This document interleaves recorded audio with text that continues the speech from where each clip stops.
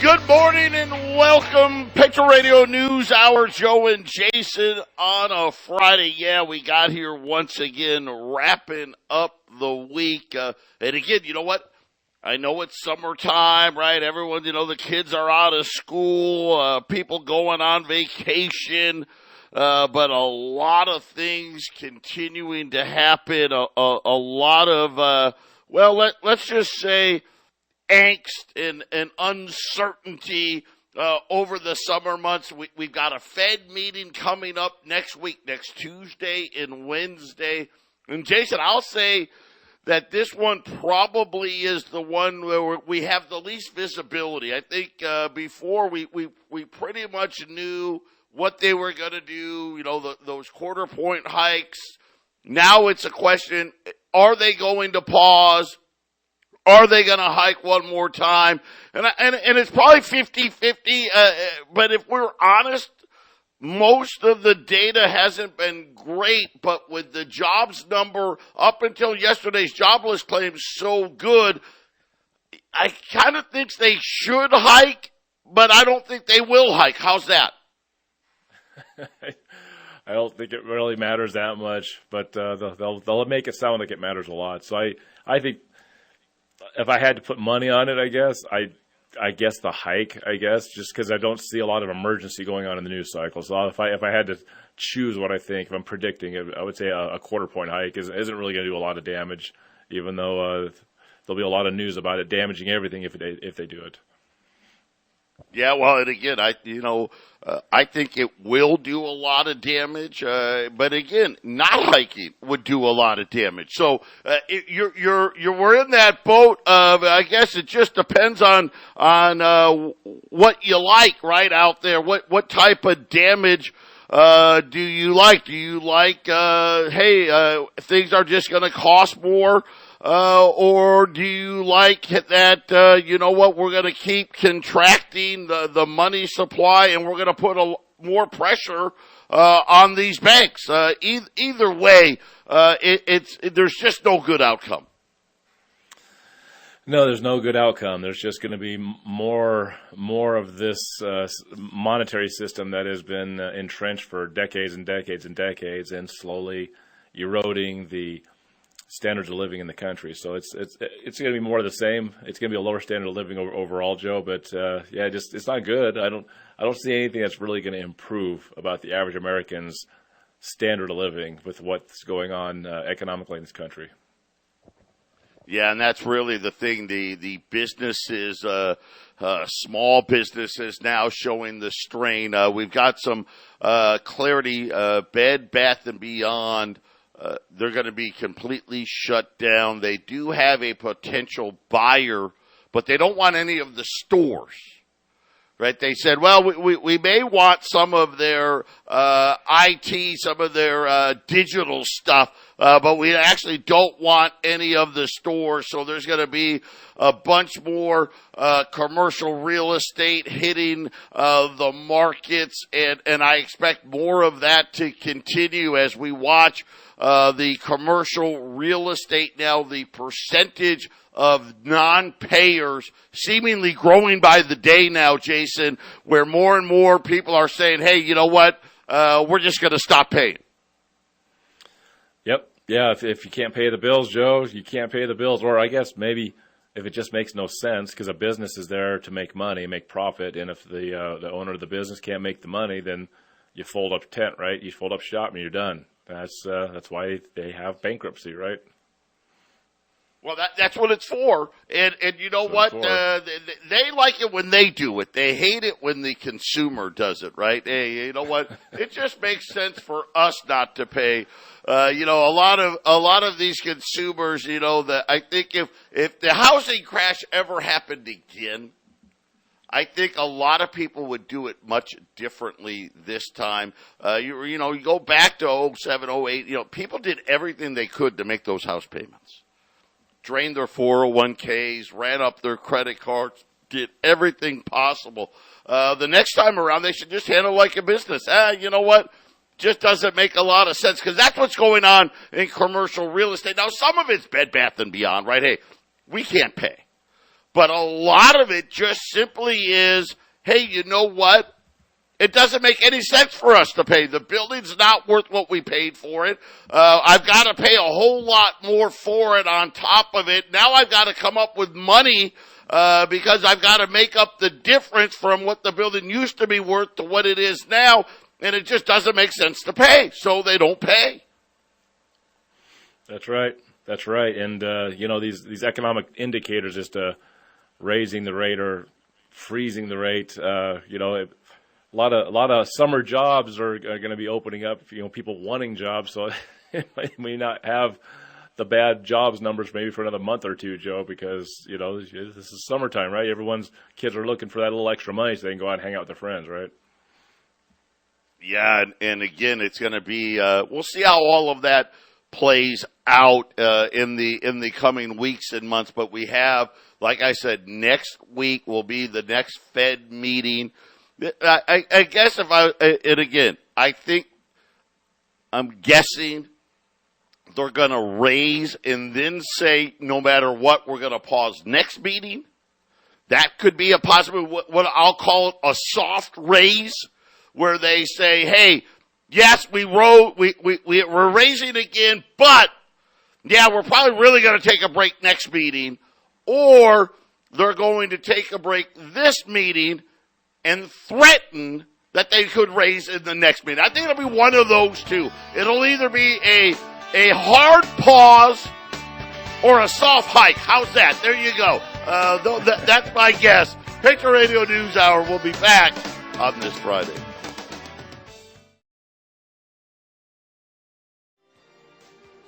510-592, Joe and Jason, Patriot Radio News Hour on this Friday. Quick look at the markets. We got an up market today. The Dow is up 110. The S&P's up 23. The Nasdaq's up 98. Gold's up, but not a lot, up $1.1965. Silver continuing to add here, up about another 15 cents. $25.50. The bond market right now, as we look in, about 375. So kind of, we've seen the bond market between, say, 365 and this is the 10-year note, and 38. So even the bond market's like, we're kind of not quite sure. But if you're tired of, hey, listen, I don't need to play these games. I don't. I'm watching all of this unfold, and I'm watching the Fed's emergency loan facility that they don't want to talk about. By the way, another record high. Yeah, the banks are now borrowing $100+ billion a day just so they can pretend that it's not as bad as it's going to be. And like I said, these job losses start coming. Everybody better duck and cover. But check out our friends over at Y-Refi. It's not correlated to Wall Street. They don't care what the Fed says on Wednesday. Hard pause, soft rate hike. It doesn't mean anything to them. High fixed rates of return up to 10.25%. Maybe you're just like, you know what? I just want to take a 1-year timeout because I don't like this market right now. Hey, they'll give you 6.25 for 1 year. If you need your money early, there is no penalty. You will get your full principal back. Check them out, investyrefi.com. That's the word invest, the letter Y, REFY.com, or call them at 888-Y-REFI-24. And Jason, I find it very, very interesting. Nobody's talking about it. But the banks continue to borrow from these Fed facilities, hitting a new record high again this week. And it's funny because it grows by 3 to 5 billion, seeming like every week. Another 3 to 5 billion, another 3 to 5 billion. You know, you talk about some of these buildings. Take the San Francisco hotels that defaulted this week. Those two buildings combined were about $1.4 billion. And, of course, those are the ones we heard about.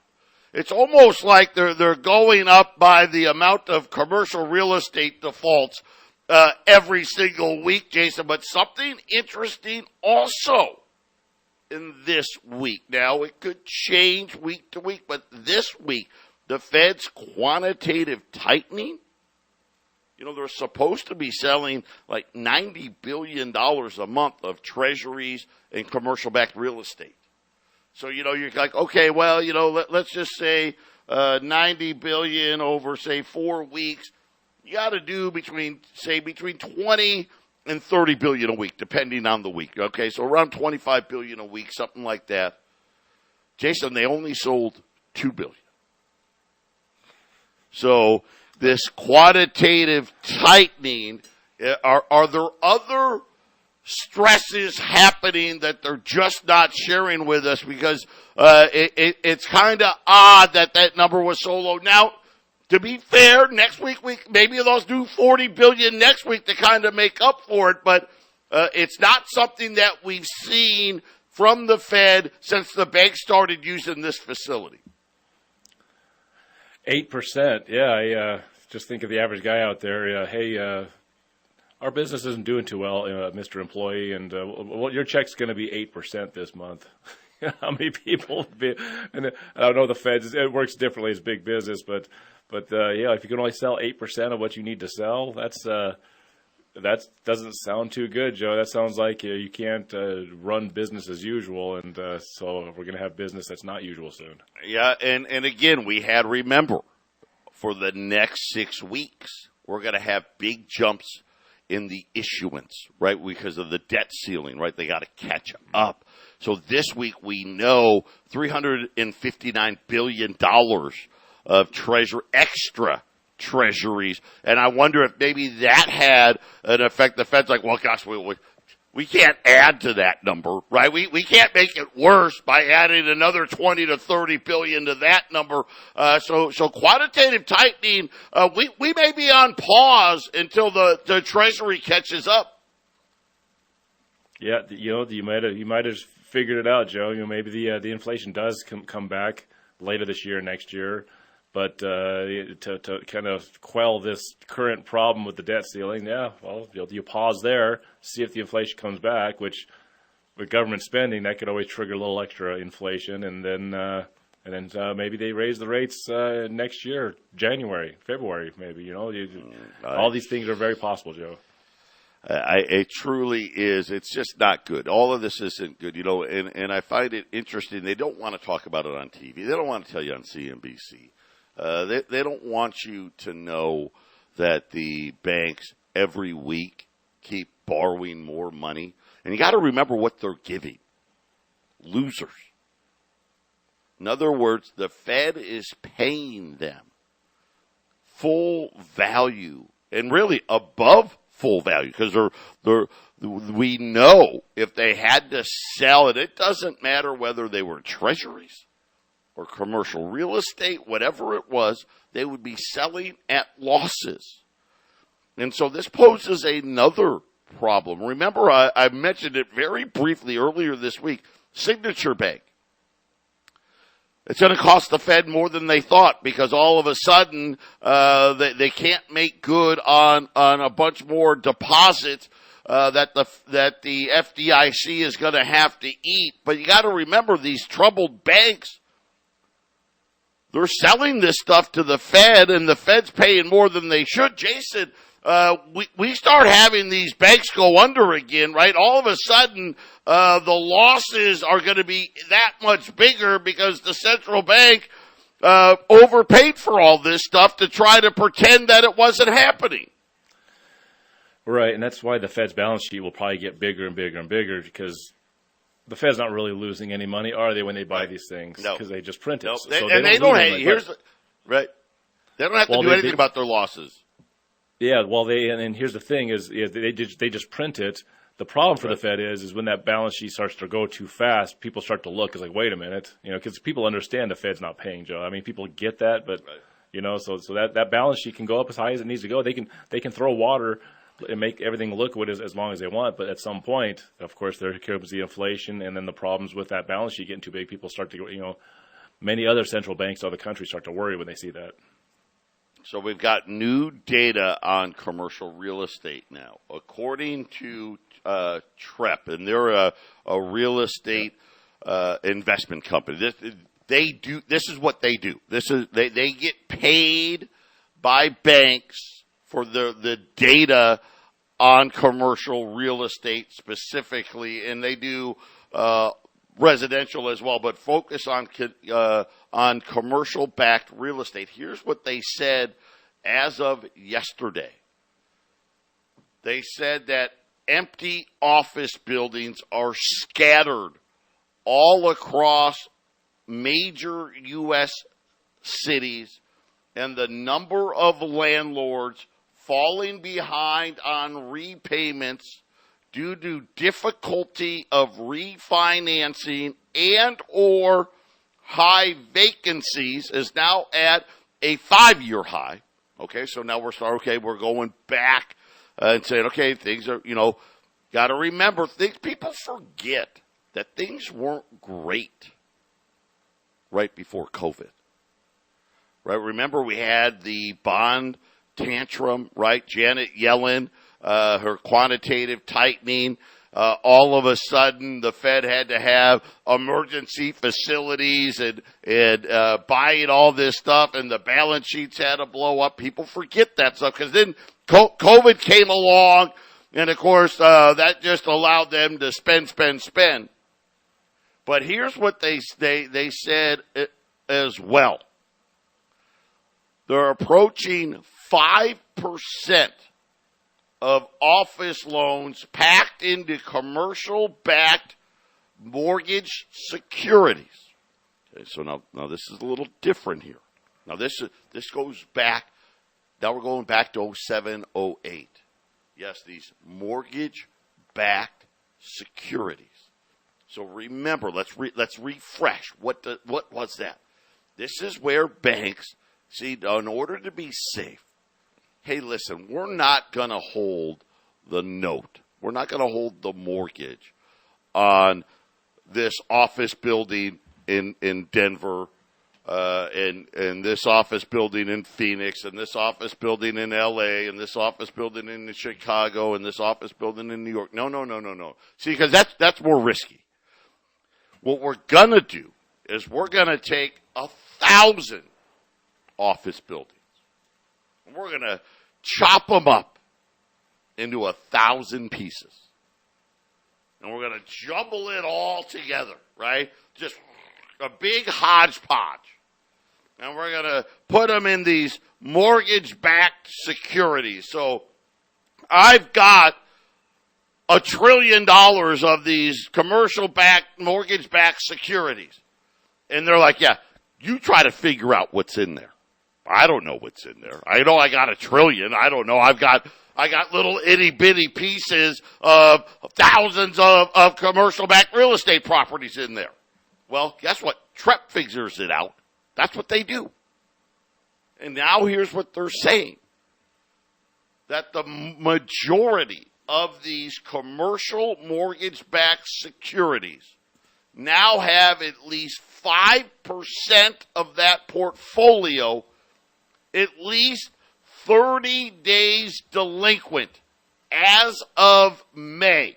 So think about the housing crisis. Remember the housing crisis, I think the height, Jason, I think we got to something like 8% of people weren't paying their mortgages.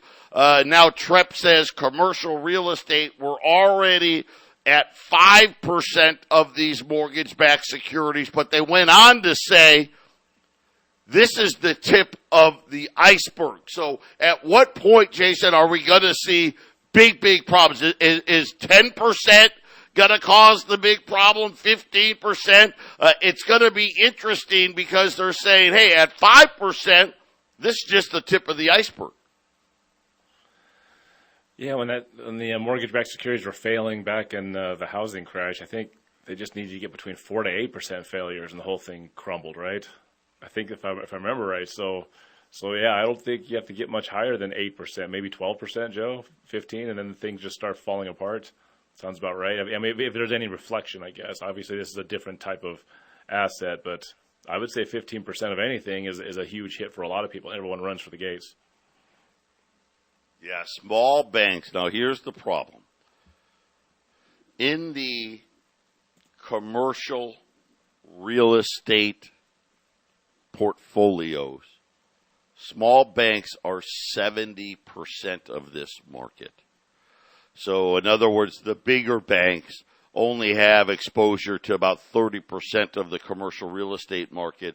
And I think that, Jason, this is why you're starting to see everybody start talking about, we've got big problems. And then here's the thing that makes it even worse.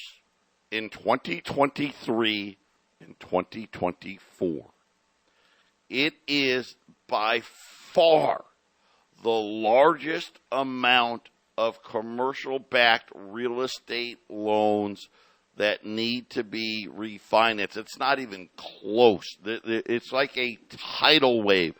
And this looks like, my guess is, right, this money that's coming in, almost all of it is what they call floating rate, which means, you got to also reset to the higher rate. You didn't lock in the low rate. We'll be back.